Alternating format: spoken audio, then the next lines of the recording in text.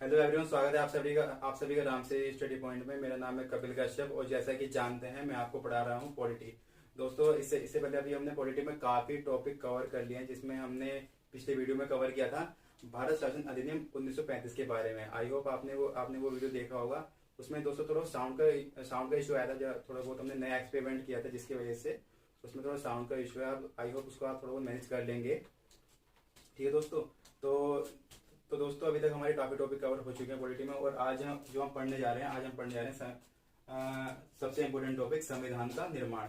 दोस्तों, संविधान से आपके वनडे एग्जाम में, कोई से भी एग्जाम हो, काफी हद तक क्वेश्चन पूछे जाते हैं। वनडे अगर एग्जाम के पर्पज से देखें तो आपके वनडे एग्जाम में जितने भी क्वेश्चन बन सकते हैं वो सारे क्वेश्चन हम यहाँ पर आज कवर अप करेंगे, जो कि आपके वनडे एग्जाम के लिए काफी काफी महत्वपूर्ण साबित हो सकते हैं। तो ठीक है दोस्तों, शुरू करते हैं फिर आज के अपने क्वेश्चंस को, जो कि आज का हमारा टॉपिक है संविधान का निर्माण। दोस्तों, इसमें सबसे पहला जो इम्पोर्टेंट पॉइंट बनता है वो आपका है संविधान सभा के गठन का विचार कब आया था? 1934 में। किसने पेश किया था? एम एन रॉय ने। अगर आपसे पूछा जाए कि संविधान सभा के गठन का विचार या फिर संविधान सभा के लिए गठन का विचार किसने पेश किया था, तो वो किसने पेश किया था? एम एन रॉय ने 1934 में। ठीक है दोस्तों, इसका फिर जो दूसरा पॉइंट बनता है वो है 1935 में पहली बार भारतीय राष्ट्रीय कांग्रेस ने संविधान निर्माण के लिए संविधान सभा की मांग की। ठीक है, अगर पूछा जाए आपसे कि क्वेश्चन में कि संविधान सभा की मांग सबसे सर्वप्रथम कब की गई, तो कब की गई थी? 1935 में। और किसने की थी?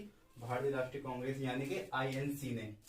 ठीक है दोस्तों, इसका अगला पॉइंट है वर्ष 1938 में पंडित जवाहरलाल नेहरू ने संविधान निर्माण के लिए संविधान सभा की घोषणा की, जिसे 1940 के अगस्त प्रस्ताव के नाम से भी जाना जाता है।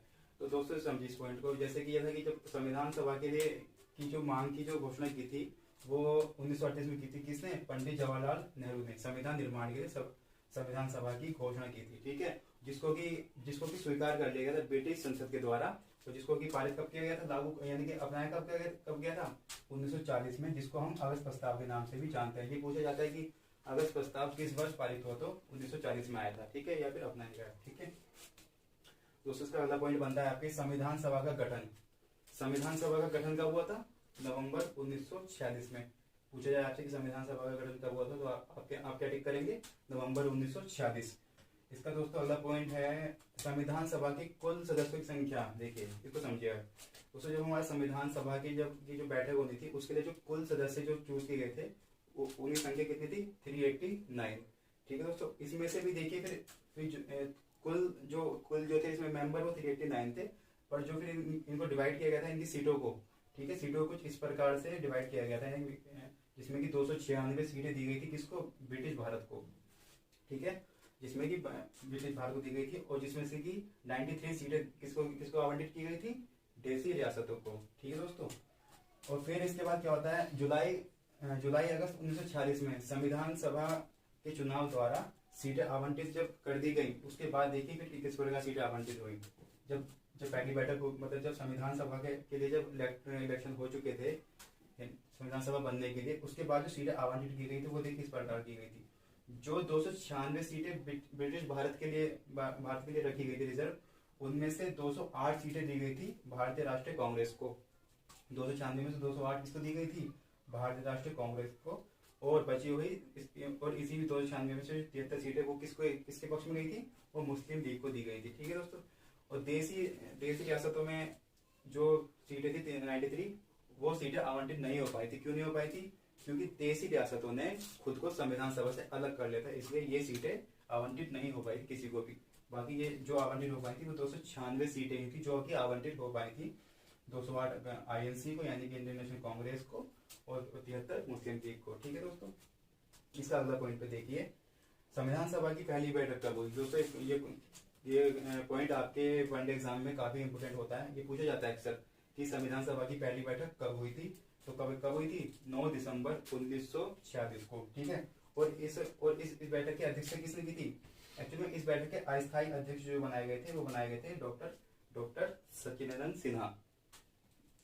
और इनके अस्थायी बनने का कारण कुछ ये था क्योंकि एक्चुअल में जो इसके स्थायी अध्यक्ष थे वो तो थे डॉक्टर राजेंद्र प्रसाद, लेकिन किसी कारणवश वो पहली बैठक की अध्यक्षता नहीं कर पाए थे, जिसके लिए पहली बैठक के अस्थायी अध्यक्ष बनाए गए थे। किसको?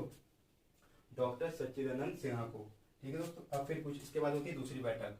ठीक है, पूछी जाएगी संविधान सभा की दूसरी बैठक कब हुई, तो संविधान सभा की दूसरी बैठक हुई उसी के 2 दिन बाद 11 दिसंबर 1946 को। ठीक है दोस्तों, और जिसमें कि स्थायी अध्यक्ष यानी फिर उसके बाद अध्यक्ष जिसके अध्यक्ष थे स्थायी अध्यक्ष डॉक्टर राजेंद्र प्रसाद, उन्होंने ही इस बैठक की अध्यक्षता की थी। और इस सभा में दो उपाध्यक्ष भी बनाए गए थे। दो कौन थे वो दो उपाध्यक्ष, एक थे आपके डॉक्टर H.C. मुखर्जी और दूसरे थे आपके B.D. कृष्णमाचारी। ठीक है दोस्तों, जो हमारा दोस्तों मूल संविधान है, जो हमारा मूल संविधान बना था, उसमें अगर आपसे पूछा जाए कि कितने अनुच्छेद थे, अगर कभी भी आपसे पूछा जाए कि हमारे मूल संविधान में कितने अनुच्छेद थे, तो आपका आंसर क्या होना चाहिए, 395 अनुच्छेद थे। ठीक है, हमारे मूल संविधान में। और अगर पूछा जाए कि अनुसूची कितनी थी, तो अनुसूची थी 8, जो कि इस टाइम कितनी वर्तमान में 12 अनुसूचियां हैं। ठीक है दोस्तों, इसके बाद अगला पॉइंट पर चलते हैं दोस्तों। उसके बाद उद्देश्य प्रस्ताव कब पारित किया गया, कब पेश किया गया। अगर आपसे पूछा जाए एग्जाम में कि उद्देश्य प्रस्ताव कब पेश किया गया था, वो पेश किया गया 13 दिसंबर 1946 को। और किसके द्वारा पेश किया गया था, वो पेश किया गया था हमारे पंडित जवाहरलाल नेहरू जी के द्वारा। ठीक है दोस्तों, जिसको कि 22 जनवरी 1947 को स्वीकार कर लिया गया। दोस्तों इससे काफी क्वेश्चन बनते हैं आपके वनडे एग्जाम में कि उद्देश्य प्रस्ताव कब पेश किया गया, तो आपका आंसर क्या होना चाहिए, 13 दिसंबर 1946। और किसके द्वारा पेश किया गया था, पंडित जवाहरलाल नेहरू जी के द्वारा। और इसको स्वीकार कब किया गया था, 22 जनवरी 1947 को। अब दोस्तों संविधान सभा के अध्यक्ष कौन थे। ठीक है, जैसे मैंने आपको बताया था यहाँ पे संविधान सभा के अध्यक्ष, वो मैंने पॉइंट दोबारा वहाँ पे कवर किया है किसी वजह से। देखिए संविधान सभा के दोस्तों देखिए 2 अध्यक्ष जो थे वो तो थे डॉक्टर राजेंद्र प्रसाद, लेकिन संसद की विधायिका के अध्यक्ष कौन थे, जीवी मावलंकर। क्योंकि क्या हुआ था, जैसे कि संविधान सभा में फिर एक हमारी एक तरीके से कह सकते इस तरीके से उस टाइम पे संसद बन चुकी थी। संसद में क्या होता था, एक तो जो उसमें कार्य होते थे, एक जो संसद के 2 भाग किए गए थे। एक का कार्य होता था संविधान सभा की बैठक करना, और उसका एक का कार्य होता था संविधान की विधायिका के रूप में कार्य करना। जो संविधान सभा के जो अध्यक्ष होते थे वो तो होते थे डॉक्टर राजेंद्र प्रसाद। जब भी बैठक संविधान सभा के लिए होती थी, तो उस समय उन बैठकों की अध्यक्षता कौन करते थे, डॉक्टर राजेंद्र प्रसाद। और जब भी बैठक विधायिका के रूप में होती थी, संसद की विधायिका के रूप में, तो उस समय उस बैठक की अध्यक्षता कौन करते थे, जीवी मावलंकर। अब विधायिका का देखिए कार्य क्या होता था, जो संविधान सभा का तो कार्य हो गया कि देश के लिए संविधान बनाना, लेकिन इस जो ये विधायिका होती थी हमारी उसमें उस टाइम की संसद में, इसका कार्य क्या होता था, इसका कार्य होता था देश के लिए आम कानून लागू करना। इतने हमारा संविधान बन रहा था पैरल में, इतने जो भी देश में कुछ आम कानून लागू करने हैं, वो सब कार्य किसका हुआ करता था, विधायिका का हुआ करता है। ठीक है दोस्तों, तो ठीक है, संसद की विधायिका के अध्यक्ष थे जीवी मावलंकर और संविधान सभा के थे डॉक्टर राजेंद्र प्रसाद। हाँ, इसमें फिर देखिए रक्षा पॉइंट दोस्तों, भारत के बंटवारे की माउंटबेटन योजना कब पेश की गई थी, ये पूछा जाता है आपसे एग्जाम में कि भारत के बंटवारे की माउंटबेटन योजना कब पेश की गई थी, तो 3 जून 1947 को पेश की गई थी। किसके द्वारा, माउंटबेटन के द्वारा। ठीक है, और देखिए फिर जब ये इस योजना को पेश करने के बाद देखिए सीटों की संख्या कुछ कम हो गई थी।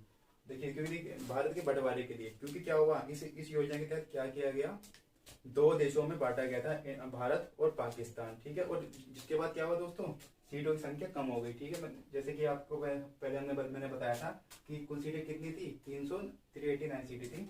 जब लॉर्ड माउंटबेटन योजना पेश की गई भारत को 2 देशों में बांटने के लिए, भारत पाकिस्तान में, तो उसके बाद क्या हुआ, सीटों की संख्या कम हो गई, जो कि कितनी हो गई, 389 से कम होकर के अब सीटें कितनी बची थी, 299।